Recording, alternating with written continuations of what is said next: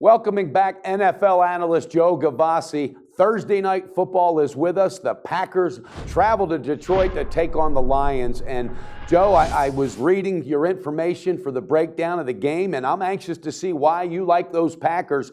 Road favorites against a Lions team that really seems to have turned the corner, even though they have nothing more to play for. So if you will, give us your insight and give us your edge that you feel is going to be profitable in this Thursday night matchup tonight. My pleasure. Let's take a look at Thursday night football as Green Bay does visit the Detroit Lions. And you know what? We've made our profit in this current 29-10 against the spread video run by being very contrary in the NFL. Of course, if someone had told you going into tonight's game that one team was 3-0 straight up in ATS most recently, and the other team was 1-4 straight up in ATS, you would most certainly have thought that we would be making a contrary selection on the losing team, the Detroit Lions. Just the opposite is the case. The Detroit Lions 3 weeks ago had lost 7 consecutive games, fired upper management, and were threatening to fire their head coach and their quarterback. Then, as a 12-point underdog at Green Bay, where they had not won in 24 years, the Packers the Detroit Lions pulled the stunning 18-16 upset over the high-flying Green Bay Packers.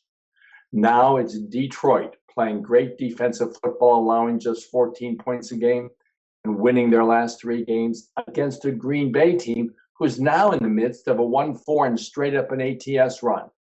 Who looks like the contrary side now? Well, how about 9 points of value favoring Green Bay since the contest 3 weeks ago? Good enough for us. We'll take Green Bay to bounce back with revenge against a Detroit run who will come to its end tonight. Green Bay the side here tonight. Yeah, Joe, I couldn't agree more. I mean, this is the game of the season for the Packers, and they absolutely got to show up for this. Aaron Rodgers, who has really been struggling, he hasn't completed, I believe it was over 57 or 54% of his passes in the last 4 or 5 games, something like that.